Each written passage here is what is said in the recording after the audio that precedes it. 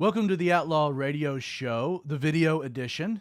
Like we did last week, we are recording on video the recording of the Outlaw Radio Show. The Outlaw Radio Show exists in several different formats. First, it's produced for radio. I record 4 blocks of audio, send those 4 blocks to Josh Brown at his productions. He takes those, formats them into 2 different files that are sent out to all of our radio partners. Once that happens, I then download those files, put them back together, and podcast it.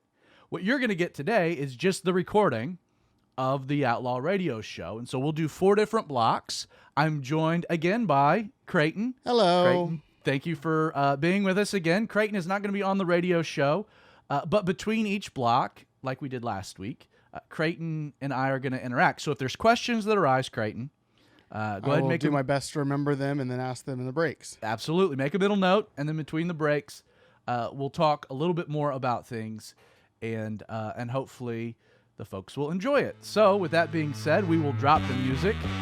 The Outlaw Radio Show is about to start, and here we go.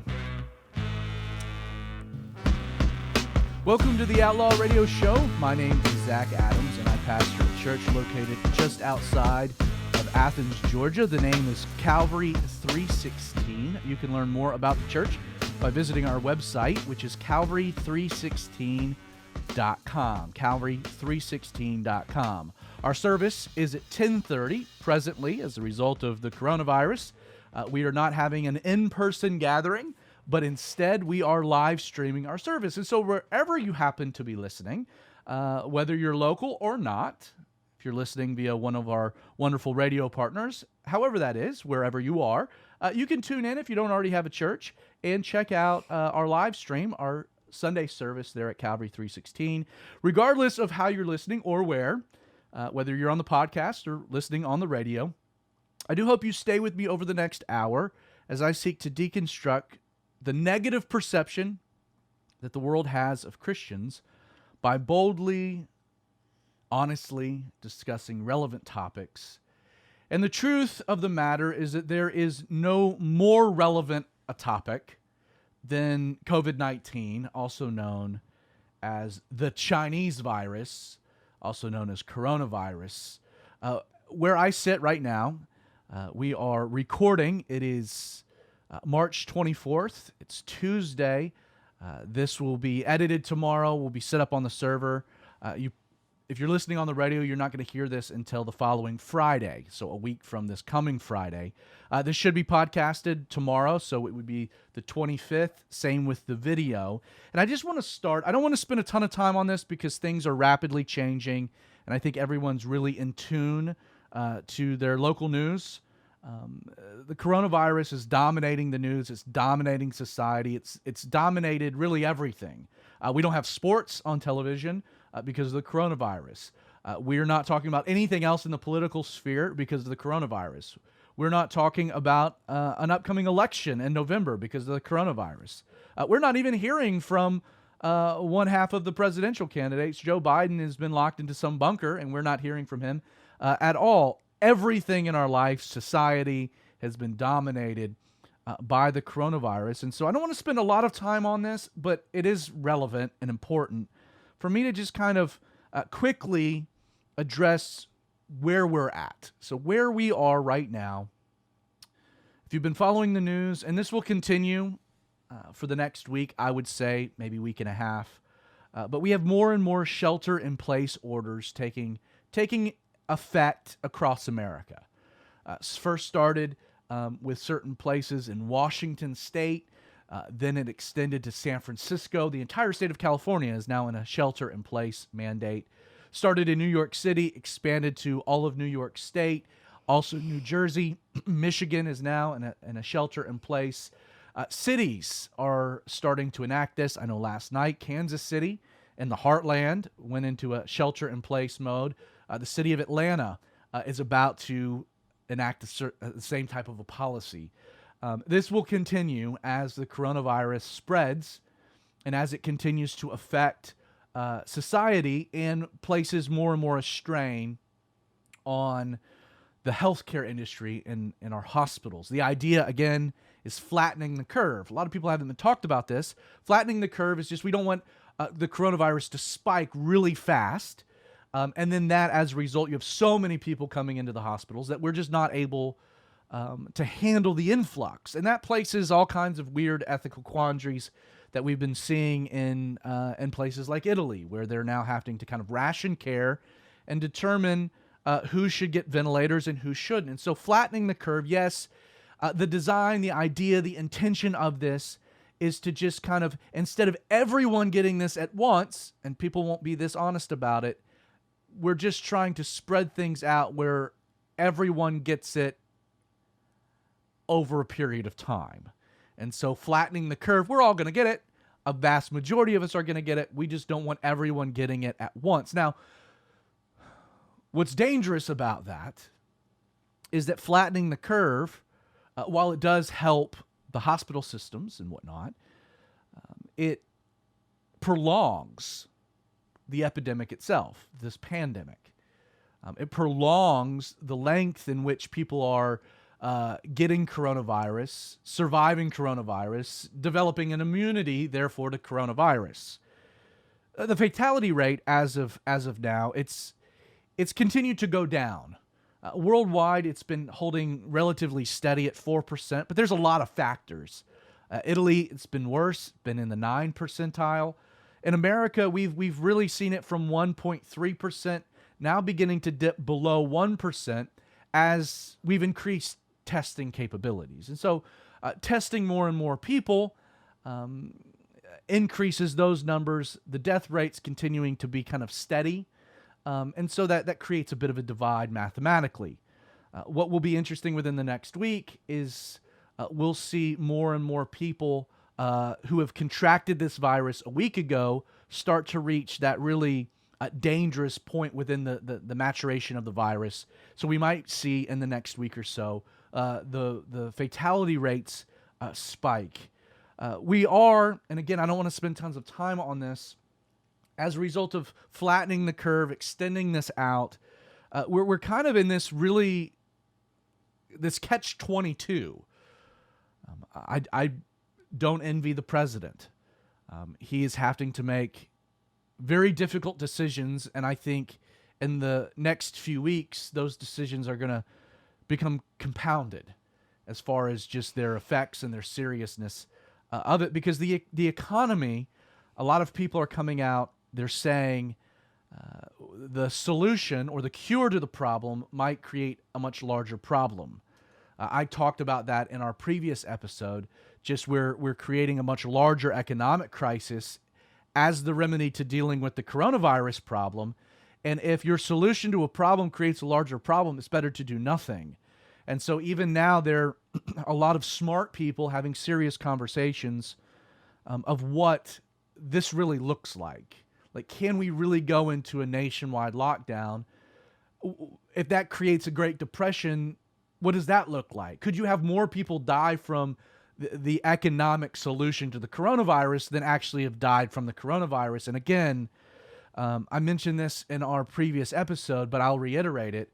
We should pray that God would raise up Daniels in the halls of power, godly men with godly wisdom, helping our secular leaders navigate a really large problem.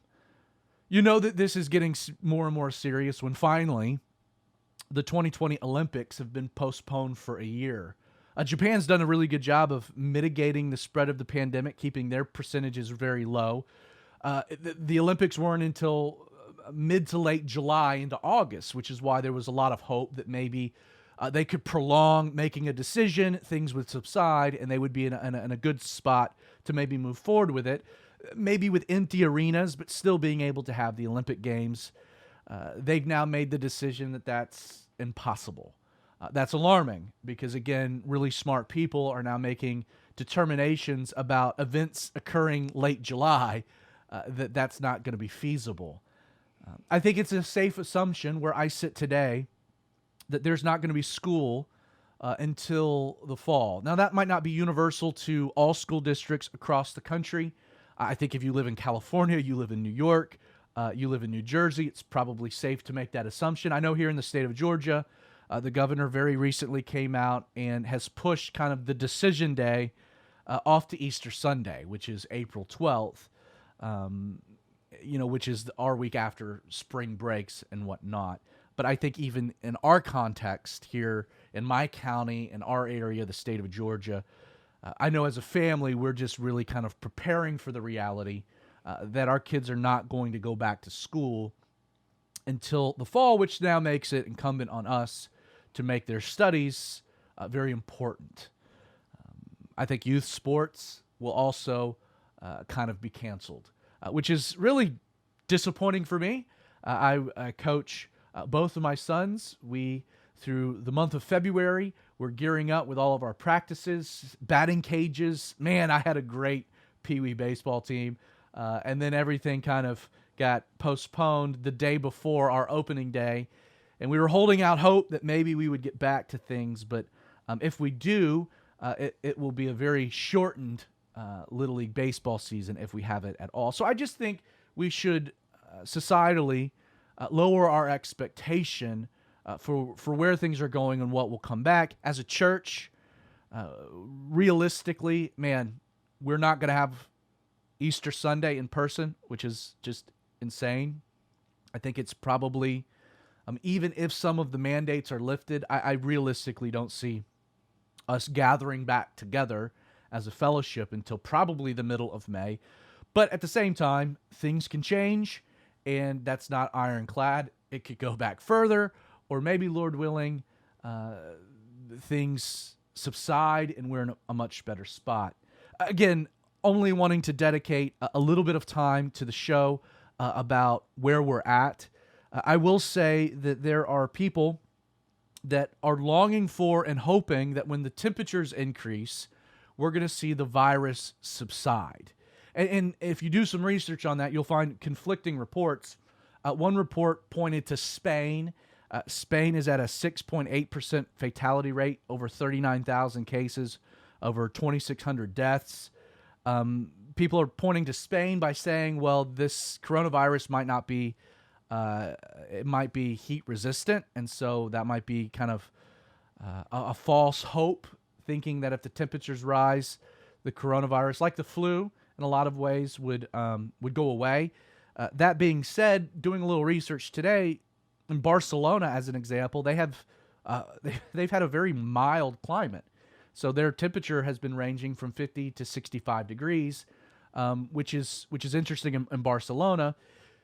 And so hopefully in the long run, we'll see the temperatures rise, and maybe we'll get a bit of a reprieve, giving the government time and our scientists time to come up with a vaccine, so that when this eventually reemerges in the fall, the cooler months, that we're more prepared for it. Again, just from my vantage point, I'll tell you, if you want to really gauge where things are going, it's important to look at New York City in particular. There's a lot of things different from probably your town and community than New York City. New York City is very dense. It's one of the most populated cities in the world. A lot of people per square foot. And yet, as we see in New York City, this pandemic unfold, I think it's in a lot of ways a good glimpse for us into where things are possibly headed. I think, and this is not to alarm people, I think the worst is still yet to come. So hunker down, take care of your family, brace for impact. I will say, not to be comical, but man, this has been the preppers and introverts' best dream. Preppers are walking around saying, "I told you so. We were ready for this. I've been warning you." They're feeling really good about themselves and self-righteous. And then introverts are like, "Yay, I get to stay home and socially distance," which is what I've always wanted to do anyway. When we come back from the break, I want to spend really the rest of today's episode talking about 6 different silver linings that I'm beginning to see from the coronavirus and its effect on our society, its impact on our culture, some things that this pandemic is starting to change about the fabric of how we live, about how we interact, about the way our society functions. I will say that it's important for us with the show to hear from you, the listening audience. There's several ways that you can reach out to us. Our email is info@outlawradio.org, facebook.com/theradiooutlaw, and then our Twitter handle is @radio_outlaw. Every episode is podcasted. You can find all of this information via our website, which is outlawradio.org. Don't go anywhere. We'll be right back with the Outlaw Radio Show. So, Creighton, you felt like that was a pretty good flyby recap of kind of where we are? Oh, absolutely. I thought it was great. The thing that's been baffling me all week is how it seems to be taboo to talk about the fact that at some point we're going to have to reopen the economy, even if the virus isn't completely contained. It's just baffling to me how that is something that is just unbroachable a subject to some people. If you say that at some point we're going to have to deal with it and it's going to be bad, but it will be worse if we don't reopen the economy, and people talk about you like you're a heartless capitalist or something. Well, today in particular, it was really the first time.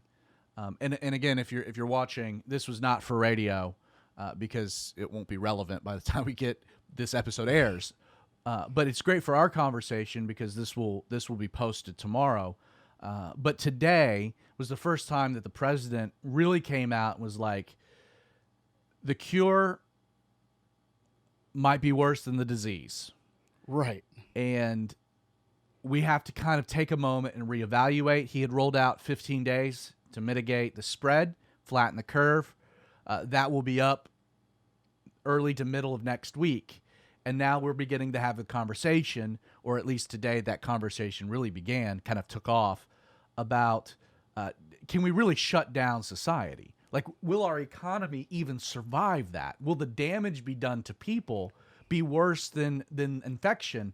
I was listening to the radio to Rush Limbaugh's show, and he had a guest host in that was talking about, like, realistically, yes, you have big cities that might need to stay in quarantine. Right. But by and large, that's kind of the beauty of federalism, is that you don't have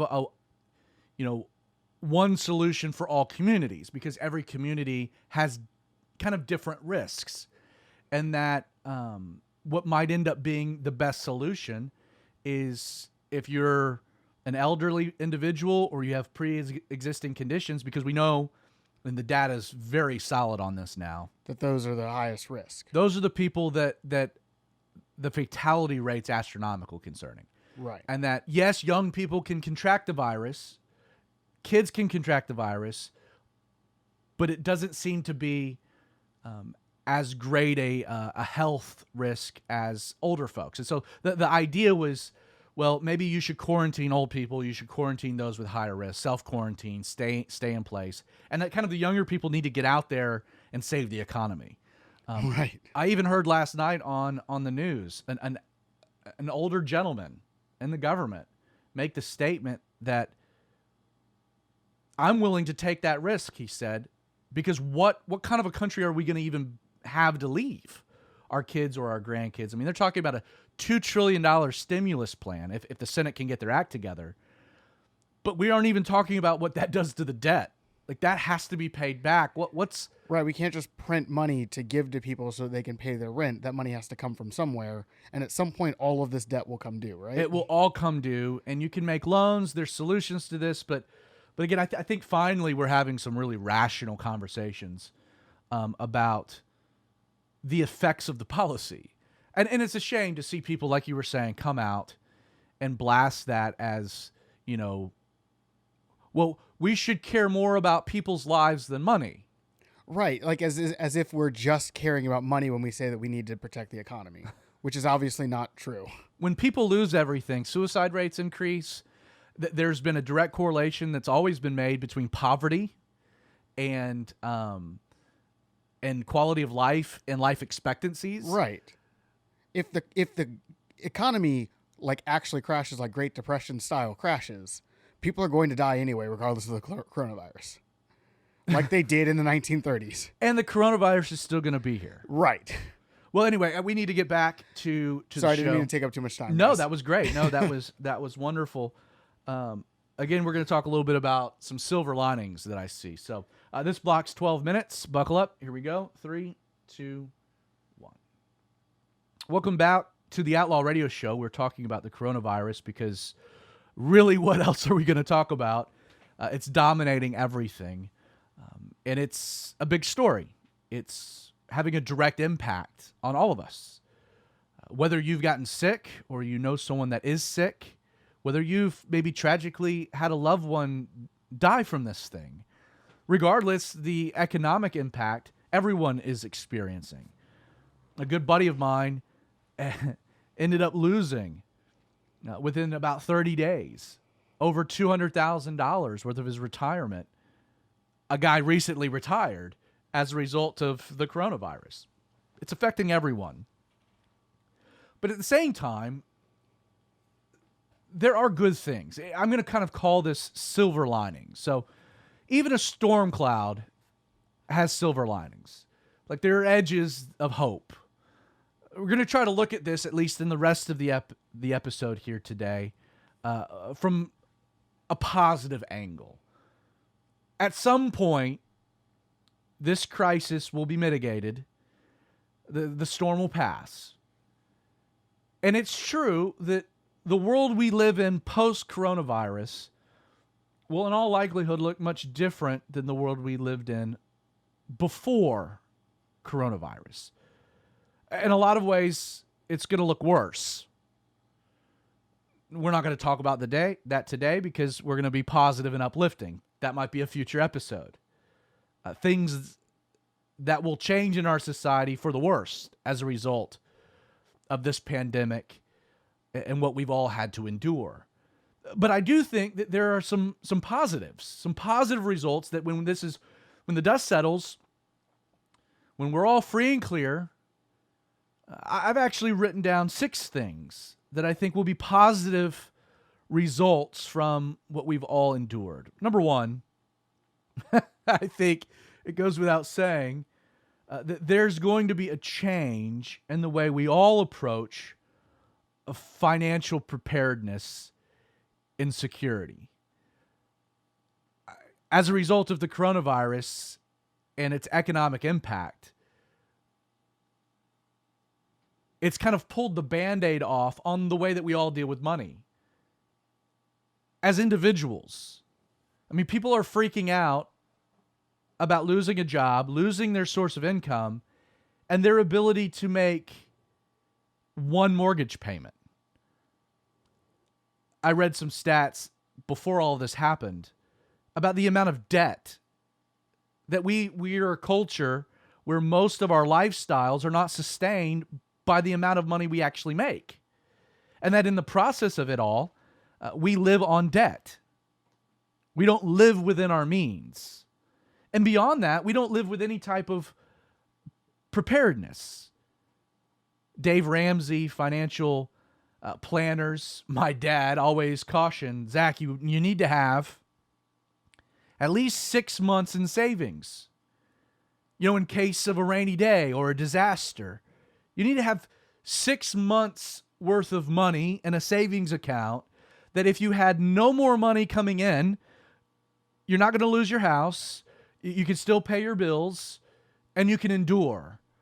The truth is, many of us, that's not the case.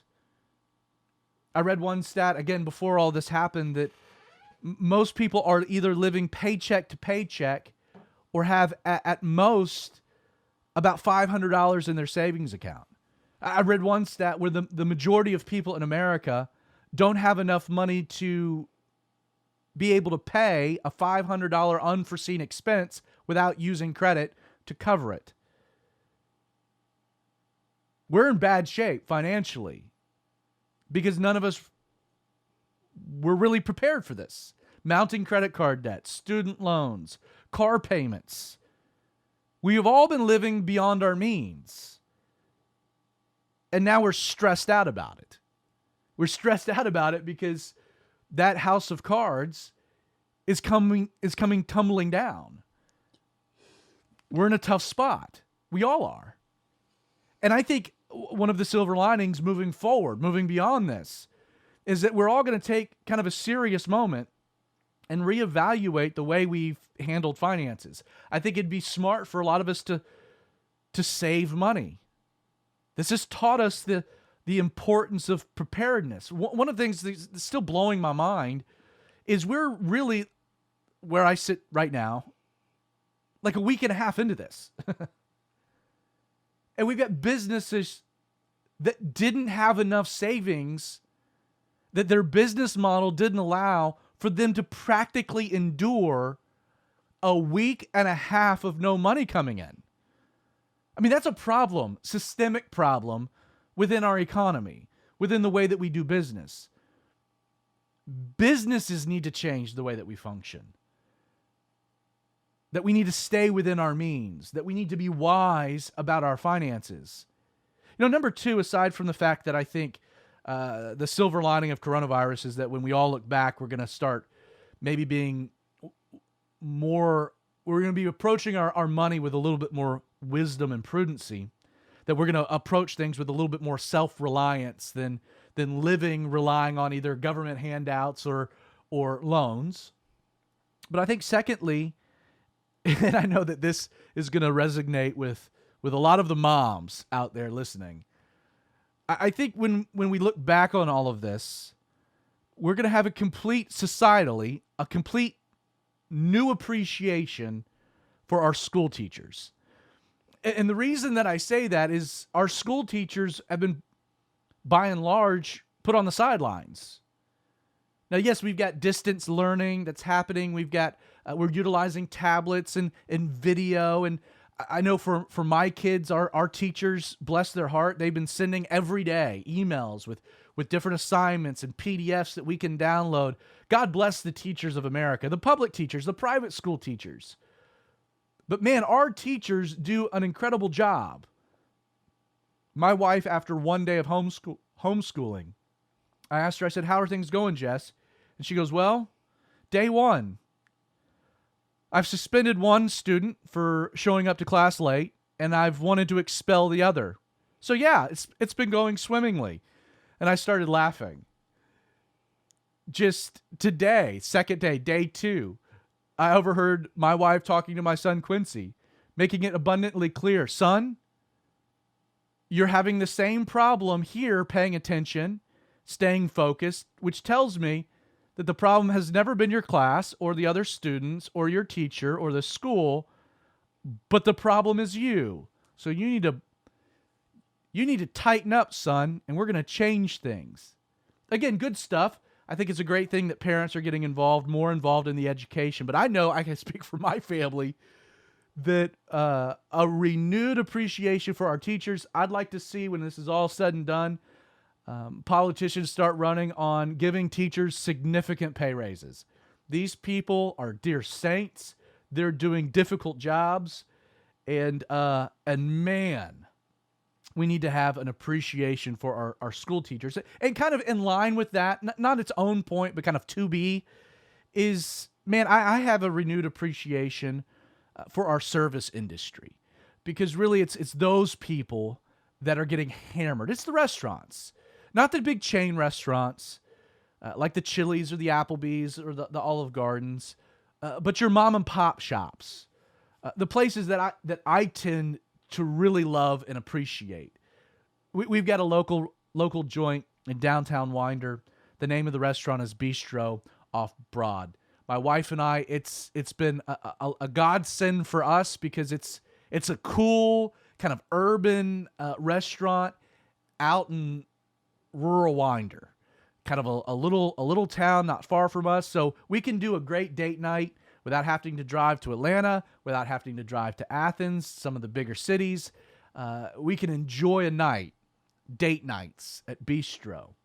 Well, this has hammered them, this whole crisis. And as a result, I was talking to the owner, they had to lay off their entire wait staff last week.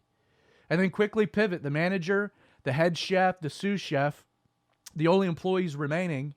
And what are they doing? Well, they've turned into a takeout. You drive up, roll down your window, and they bring out your food. You order it in, you tell them what car you got, you pay for it with a credit card, and then they bring it out. And then what's really sweet about it is all of the tips that they're collecting throughout the week. They're pulling all of that money together, and all of the wait staff that they had to let go, they're dividing it up between them as kind of just a cash gift. I encourage you, in addition to just having a renewed appreciation for school teachers, I encourage you, yes, go to the grocery store, stock up on what you need to, but maybe set aside lunch or a couple dinners a week, if you have the funds, if you have the means, to order in. Right now, my wife and I, there are 3 different restaurants that we're ordering in because we want to support them. They're a blessing to us. And you know what it's like? You have ball practice and you're running around and the wife didn't have time to make dinner and you're able to order in or you're able to swing through and you're able to order to take out. It's a blessing. If you want those restaurants to stay, if you want them to survive, and Christians, I'm talking to you, if you're looking for just a practical way to love your neighbor, to bless someone in your community, once, twice, a couple times a week, order in from someone, support these local establishments. It goes a long way. One of the things that we're also going to do in churches, here's just kind of a something to chew on, an interesting idea. I'll throw your direction. So we have, of all the things that Jesus said with real clarity, he said a lot of things clear, but like as far as commands go, Jesus was really not big into commandments. But he said, take care of the widows and the orphans. And so within our church, Calvary 316, we've got several widows that we take our responsibility to care for very seriously. And so what we're going to do this week is Bistro, they're doing a family platter of white lasagna. And so we're going to order several helpings of this from Bistro, and we're going to deliver it to our widows. And so you can bless a local establishment, and you can take care of your own. We're running against a hard break. We're continuing these silver linings. Don't go anywhere. You're listening to the Outlaw Radio Show. I thought that was a pretty cool idea. We're gonna do that tomorrow. I was talking to Kelly about awesome. it. And, instead of just going and buying supplies, which we plan to do, of like just a big platter of really good lasagna. Absolutely. It means they don't have to cook it or do any of the prep work or anything like that. They can put it in the refrigerator. If they already have supplies, they can put it in the freezer. It'll stay for a while. That's awesome. It'll stay for a while. And it's better than just buying those pre-made packaged lasagnas. Stouffer's lasagnas that you'd pick up at Publix. And so what do you think of those 2 points about just financial preparedness and then also just an appreciation for our school teachers and our service industry? I am intimately acquainted with the idea of not having a savings account. So yeah, this kind of thing will definitely make me feel differently about the necessity for that. And I think you're absolutely right that Jesus was very clear about orphans and widows and the fact that they are a responsibility as the church.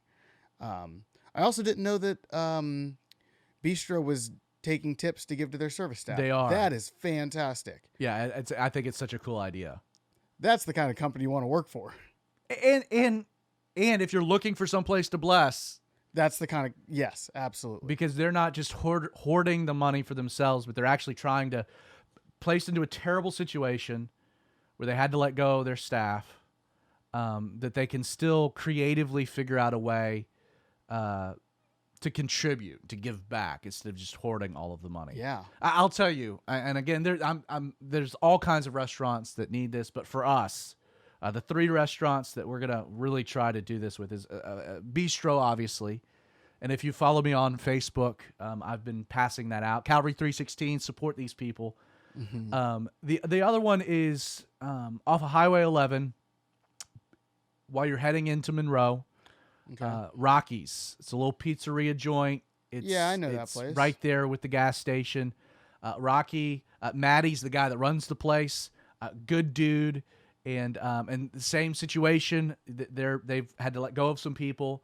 But then they had to, they've got their drivers still employed, and you can't go and pick up their delivery, which is neat. So you're able to help them stay afloat and help delivery guys, and then also Hibachi Express, because I got to have me some Chinese food, And I don't know anyone there. They might be terrible people. They might be great people. I don't know. If you're looking for a good Chinese joint that you can order in, Hibachi Express, hit me up on Facebook and I'll send you their information. They got a family platter for 3 that we can eat on for like days. It's wonderful. I'm definitely have to get that address from you later. Totally. Or I guess their phone number at this point. Their phone number. I don't need their address, do I? Address ain't gonna help. All right, let's pick things up. Block number 3, 11 minutes. Here we go. 3, 2, 1. Welcome back to the Outlaw Radio Show. We are talking about the silver linings. Coronavirus, it's unavoidable. At some point, we'll get through this. And there's going to be changes to our society. Some good, some bad. I'm not going to focus on the bad ones.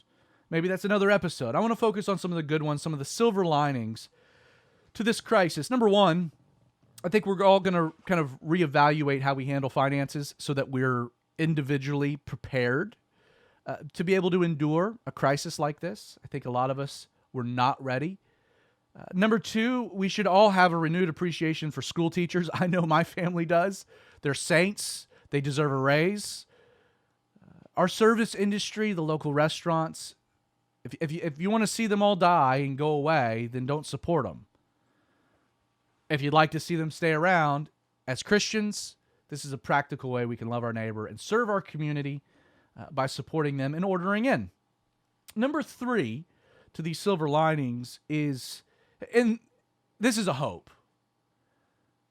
but I think a silver lining to all of this is when we emerge the other side. I hope that we have a Christian community that has a deeper love for our Sunday church gatherings. You know, across America, church is closed as far as the in-person gathering.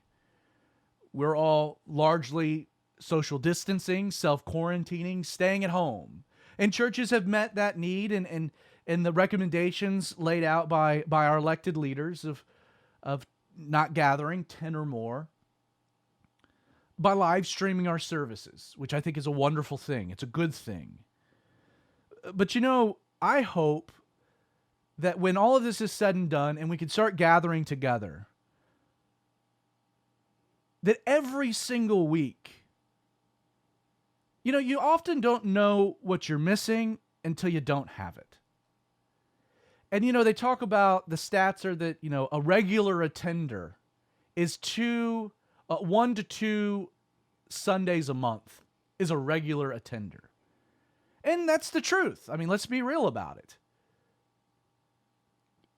But I think coming out of this, when people haven't been able to go, and they're now longing, like they recognize that their life is missing something, when they're not able to worship with one another and pray with one another and say hello to one another, when you can't literally congregate. We have a sanctuary with no congregation. I hope when this is all said and done that churches are packed on Sunday. I hope that that's a change, a renewed appreciation every week. Man, it's just an hour and a half of my week. I'm going to make this a priority because I know what it's like when I don't have it. And I didn't like it. I learned a lesson. Number 4, and there's going to be several subcategories to this, is I think a silver lining coming out of this is that the entire idea, the American idea of what it actually means to be a church, I think it's been reset in a good way. It's been totally reset. Like first off, it's clear now, right? People get it. We said it before, but the church is not a location. It's a people. That we're part of the church. That we are the church. That we have to be the church. That church is about being something, about being part of something, not so much just attending a place. And in our American society over the last, good grief, 50 years, you hear it just in the vernacular. Oh yeah, I went to church today. Even in the statement, you've equated a location as being church. And no matter how pastors have tried to hammer it home, like, we are the church. This building is just a building. There's nothing special, nothing unique about it. It's the people who meet here. We're the church. We've hammered home that reality, but now that people can't go to a location, I think they're beginning to realize the essence of that idea. And I think that's a wonderful thing. Tied to that, so often we see, the church's ministry as being what the leaders of the church do. At Calvary 316, that's something that we've always tried to temper down and change the perspective concerning. Our church ministry is not what the church leaders are doing. It's what the people that make up the church are doing in their world every day. I say it all the time. The ministry of Calvary 316 takes place when people exit the front door on Sunday morning and go into their world with the gospel of Jesus, to be his hands and his feet, to be light and salt into the world. And so there's only so much that the church leaders can do. And if it's all dependent upon them, the ministry of the church will die. It will cease. It'll shrink. But if we see, wait a second, we're all part of the church, and the ministry of our church isn't just restricted to the pastor or a group of elders or leaders, but it's about all of us engaged in mission in our neighborhoods, in our communities, in our little sphere of influence. I think if we exit this crisis with a renewed understanding of that, man, it's a good thing. Part of this is, I also think, and I pray, that the idea of church being an experience versus it being a service aimed at transformation. I hope once we exit all of this, people begin to realize, like, church is not about me having an experience, but about me growing in the knowledge of Jesus and his grace for me through the teaching of his word. Because let's be honest, the experience, no matter how good the live stream is that your church is putting on, doing the worship, at Calvary 316, we're not doing worship at all. Instead, we're just focusing on the teaching of God's word and praying together and taking prayer requests and interacting as a community as best we can digitally. If your church is putting all their production value into the worship experience, it is a terrible shadow of what the experience was when you went. And let's be real about that. I love Dave Matthews Band. I can watch Dave Matthews Band, a concert on YouTube, not even close to the experience I have if I'm actually at the concert. And so I think it's going to kind of reset people's perspective of why they went to church to begin with. Am I going to church for an experience that this live stream isn't replicating? Or am I seeking something deeper? And is that church providing it for me? That's another question in and of itself. Within that, I hope that coming out of this, we begin to see worship as being much more than just singing songs. Again, when I say the word worship, immediately you'll think of like Hillsong, singing, Chris Tomlin, etc., etc., etc. That part of the service where it's a sing-along. And it's true that there is a component of worship in the biblical idea that singing songs is an expression of. Good grief. We have an entire book of the Bible, the Psalms, that are songs that were literally sang. That's a good thing. But worship, if it's just relegated to singing songs, that's so not at all the full scope of what worship is. Shakah, adoration, exaltation, the attributing of worth. Worship in its biblical context. Yes, I can exalt the name of God by singing, but I also exalt the name of God by the way that I live. I worship by the way that I live. The Bible talks about worshiping God not just in spirit or experience, but also in truth and reality and essence. And so I hope when we get out of this, because, well, our worship experience has been limited because we haven't been able to gather in that experience, that maybe we begin to think of it in maybe more broader terms. Finally, in regards to kind of the reset of our ideas of church, is the fact that children's ministry is designed fundamentally to complement the children's ministry that happens at home. So what happens at church is designed not to be the only spiritual education your kids get, but to come alongside of the spiritual education they're already getting at home with additional resource. So often, I think parents have relegated the spiritual health, the spiritual development of their children by just it being a Sunday morning thing, that just the children's ministry. No. It's your job to raise your children in the way that they should go. And the church is designed to come alongside of you to aid that process. And again, we're in a dynamic where you can't go to church and you can't have children's ministry. And it's difficult to do a live stream version. At our church at Calvary 316, you go calvary316.tv/kids. We have our entire curriculum set up there with worship songs we're posting every week. Designed for what? You as a parent, we want to equip you to have church with your kids, to do children's church at home. And I think that is such an important thing. And when we come out of this, I hope that's a silver lining. Let me very quickly recap before we reach a break.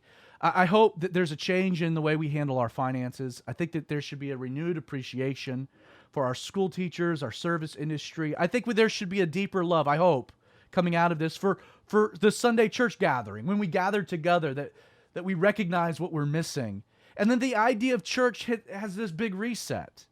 Church is the people. It's not a location. That it's not about an experience, but about transformation. That worship's more than singing songs, and that children's ministry happens first at home and is then supplemented by what happens at church on Sunday. Don't go anywhere. We'll conclude these thoughts here with the Outlaw Radio Show. You want to jump in there? Yeah, I was actually thinking that it'll be interesting to see not only what it's like for the church on the other side of this in terms of how people come back and appreciate it more. I think there will also be a lot of people who will realize that it was never real to them and won't come back, or won't come back for a while. And though that's kind of unfortunate, I think it would also be a healthy thing for the church. All crisis, and it's not like persecution in that sense, but all, like when the fire gets turned up. It's tribulation, trials, tribulation. These being, and I'm going to teach on this on Sunday, storms of obedience. Like nobody did anything to deserve this, but right. But when the fire gets turned up, the dross of the gold, the impurities rise to the top. And yeah, the church is going to look a lot different, I think, when we come out of this. And that's something that I want to do another episode on.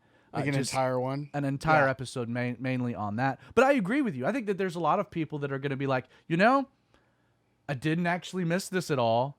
And for whatever reason, I was just kind of doing this as a cultural thing. And this kind of revealed to me that I didn't really need this to begin with. Yeah, I've just been sleeping in every Sunday for the past 3 weeks. This has been great. Why in the world was I ever getting up? Or they're like, like I was talking about, the experience, it's like, well, wait a second. Like, really, what was I going to this church for? Right. You made a comment, we were talking about this last week, just off air. You made the comment, and man, it's become kind of a prayer that when we finally do gather back together as Calvary 316 as a church, that there would be a whole lot of new faces. Right, ones we've never seen before, but have seen us. But have seen us on a live stream. And if you watch our service, it's important to share it because you don't know, everybody's bored to death sitting around. Things are bad when NASCAR is now doing like virtual simulated races. Because the gambling industry needs a bailout of some kind. Like people are bored out of their mind. Yeah. With nothing to watch. And so they're curious. And again, within a crisis, people are wanting hope. They're wanting answers. What if I die? Faced with mortality, it hits people. And I really do hope. I think you're right. You're going to see a lot of people not come back to church at all because they realize they really didn't need it. Mm-hmm. And then I hope you see a lot of new faces come in because they realize how desperately they do. Yeah. And Which would be just fantastic. I think that would be a very cool... Be a great shift for the church, for sure. It would be a silver lining, no doubt. Well, we could talk more about this. Let's just finish this up. Yeah. And I've got really two more points, and we'll wrap up. the radio portion, and then we'll continue the dialogue a little bit here on video. So last block is 9 minutes and 45 seconds. 3, 2, 1. Welcome back to the Outlaw Radio Show. At some point, the coronavirus, this crisis, we will emerge on the other side. The storm clouds will part. The skies will be blue. The birds will sing again. Now, the world that we see at this point will be much different than the one we had before. In many ways, I think about Noah. Noah, there was this cataclysmic thing taking place. It was called a flood, and he had to self-quarantine. Him and his family, for 40 days and 40 nights, they had to self-quarantine. And if you think you have it bad, man, they didn't have YouTube, they didn't have Netflix, they didn't have social media, they didn't have TV. I mean, they were stuck with a bunch of animals. And I probably feel worse for the wives of Noah's sons, because they were not just stuck, they were also stuck with their in-laws. I mean, compounding the problem. But I guess it was better than the alternative. But the world that Noah and his family, when they walked out of the ark, it was a much different world than the world they had before. And this strikes me as a similar type of situation, where the world that we are left with post-coronavirus will be different than the one that we had beforehand. The fifth silver lining, and this is kind of how I'm framing this, is that in the end, this particular crisis will reveal where our faith lies. Institutions are failing us. I don't blame the government. This is a tough one. You quarantine everyone, the economy dies. You don't quarantine everyone, the economy lives, but a lot of people die. Especially the most vulnerable that we're supposed to be taking care of. I mean, it's a genuine catch-22. There's no great solutions. We're practicing social distancing to save lives, but that's killing businesses. We try to have a government bailout to save those businesses, but it increases the debt. Again, the yin and the yang, the black and the white, it's the worst of two terrible choices. But I think for a lot of us, if we take a moment, sit back, and are a little introspective, if you're freaking out, where is your faith? Where's your faith? Is your faith in yourself and your own self-reliance? Well, good luck. You weren't really ready for this. Is your faith in the government and its austerity? Good luck. Is it in society? We hoarded toilet paper. That tells you what you need to know about society. People are stealing face masks and hand sanitizer. Is your faith in society? It shouldn't be. You see, your faith, and this is often what a crisis is designed to do. It's designed to reveal where your faith lies. Is it in the Lord? Like, can you say of yourself right now that you are abiding in a peace that you can't explain? One that's supernatural, God-given, Spirit-breathed, infused? Or are you just as worried as everyone else? Are you articulating that peace? What about your joy? Your faith? Again, for the believer, what can this virus really do to you? Nothing. You can't die. The moment you breathe your last, you open your eyes to a new reality. A much better one. Again, crises. O ye of little faith. I think of the storm that the disciples were in, where Jesus is asleep on the boat, and it was a great tempest. It rocked their world. They even reached the point where things were so bleak, so helpless, the waves are crashing, the boat's filling with water, and they come down, and what do they... Jesus, don't you care that we're perishing? And Jesus wakes up, walks up to top of the mast, and he rebukes the wind, rebukes the waves, rebukes the sea. He says, be calm, shut up, be quiet. And he comes down and he says, what were you saying? He says, where's your faith? Where's your faith? In crisis, the first thing, and I'm going to talk about this in another episode. It's part of my Bible study for Sunday.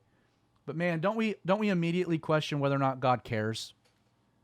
God, I'm suffering. God, this is terrible. God, I'm in a tight spot. Don't you care about me? Oh, ye of little faith. Where's your faith? Number 6, in regards to the silver linings of this coronavirus, is that the family unit, in a lot of ways, has kind of been forced back together. We live in a very fast-paced society. Everybody's running around, 9 to 5, all over the place. Your work. Few people work from home. Everyone's going to a job. You say goodbye to your wife in the morning. You come back, but boom, you're picking up kids. You're running to sports events. You're doing this. You're doing that. I mean, it's constant motion and movement. A great example of a change in our society, in this fast-paced, the rise of fast food. We don't have time to eat with each other anymore, to have family dinner. And yet, this coronavirus, it's slowed everything, hasn't it? And as a result, it's brought family back together. Now, I think we're all adjusting to that. It's a bit of a shock to the system. I can't wait for my kids to get out of the house. And yet, seriously, I think this will be a silver lining, like just this renewed appreciation of family. In a lot of ways, think about it this way. Social distancing has created family bonding. You're learning to love each other again. I know for Jessica and I, so Quincy's in 2nd grade, Theodore is in pre-K, and Mabel is now 16 months old. And one of the things within this school year that we were just kind of bummed about is that when Quincy and Theodore spent a lot of time together, and we didn't have Quincy go to pre-K so that he could spend more time with his brother. And their bond is great. And we were kind of bummed out that Mabel wasn't going to have the same daily life experience with her brothers. Well, she's got it now. And it's kind of been fun to see, and it's refreshing. They've been talking about, and you can Google it, the 2020 December baby boom. Your wife, spend more time with her. Netflix and cuddle, you know what I mean? It's a good thing. Again, everything's slowing down. I know for me, I've called my parents more in the last week than I probably ever have. Not that I don't care, but life is just fast moving. But it has slowed down. And I hope a silver lining to all of this is when things gear back up, that we keep some aspects of our life slow. Because it's important, especially our family. Well, you've been listening to the Outlaw Radio Show. If you like what you heard, I want to encourage you to do 2 things in particular. First, please contact your local Christian radio station and thank them that they're carrying this type of programming in your community. Most of these radio stations, they're nonprofits, and they live up to that ideal. They don't make any money on this. A lot of them are underwritten by churches, so they lose money. But it's a seed-sowing ministry. And so I'm telling you, just because I've talked to them, a phone call, an email saying thank you, man, that goes a long way, especially in these type of times. Secondly, visit our website, which is outlawradio.org. And there's really 2 reasons I want to encourage you to check out the website. First, you can easily access our podcast, which is available on iTunes, Google Play, Apple Podcasting is what they call it now. You can listen again to this episode in its entirety. You can listen to all previous episodes, all 117 of them. You can go back and listen to, and you've got a lot of free time on your hands, so check it out. Again, we want to hear from you from outlawradio.org. You can access our email address, info@outlawradio.org, our Facebook page, our Twitter account. Once again, my name is Zach Adams, and I hope you join me again this time next week for more of the Outlaw Radio. All right. Another one in the books, huh? Another episode in the books. So at this point, again, and we'll talk a little bit about this. As soon as we're done here, I export the audio. I cut it into 4 different files, 14 minutes, 12 minutes, 11 minutes, 9 minutes, and 45 seconds. I upload them to his production server. Josh downloads them, places them into the production, his Adobe Edition, their programming format template, produces it. He does the voiceover, lead-ins, etc., puts it on the server in 2 files for radio. An hour-long show, there's always 2 files because you have to have station IDs at the top and bottom of the hour, not to mention their own advertisement at the top and bottom of the hour. And then I download them, put them back together, podcast them. So if you just access this from the podcast, that's how you get it. But this is kind of the 3rd manifestation of the Outlaw Radio Show, which enables us to release this very quickly. We're really not hamstrung at all by production. I'll produce this, I'll edit the video, upload it, send it out, which is neat. So, silver linings to the coronavirus. Creighton, any kind of final thoughts about what I shared? I think you're right about it, and it's a really nice thing to hear because I am more politically minded now than I have been in the last 27 years, and it's just all real dark all the time. So it's nice to have something that's not dark and not awful every now and then. It's nice. I hope that the episode was uplifting to a degree, and I would just encourage you guys. I mean, seriously. The Lord allows storms into our lives for a reason. Like, there's a purpose. Like, you have one of 2 options when it comes to something like this. You can say, this is random, there's no point to it, life is meaningless, this is meaningless, and it stinks. And go for it. That sounds fun. The nihilistic, depressing choice. Yes, you could be nihilistic and then narcissistic, where it's all about you, and be miserable about yourself. Or you could say, there is a God. Well, yeah, this is totally out of my control, and it is, but it's still in his control.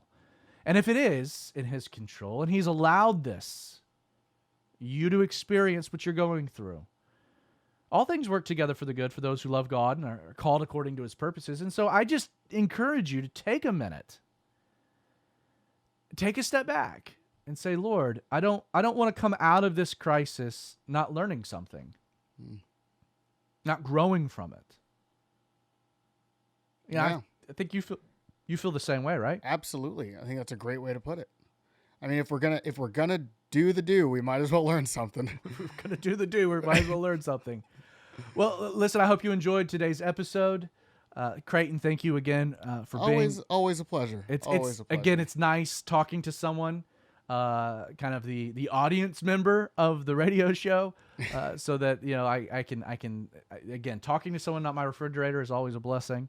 If you'd like to take Creighton's spot one day, let me know and I will plug you right in. And I was unaware that my job was on the line. I will remember that for next time. Your job might be on the line, or we can just put 2 chairs over there. Gotcha. We'll just share the mic. Have more than one person in the studio, although not any more than 10. Right. Because social distance. We're actually gonna have to get another mic. Social distance. We can't share the mic. Oh, it's within 6 feet. We'll scratch that. Anyway, love you guys. Much grace and peace. We'll see you next time.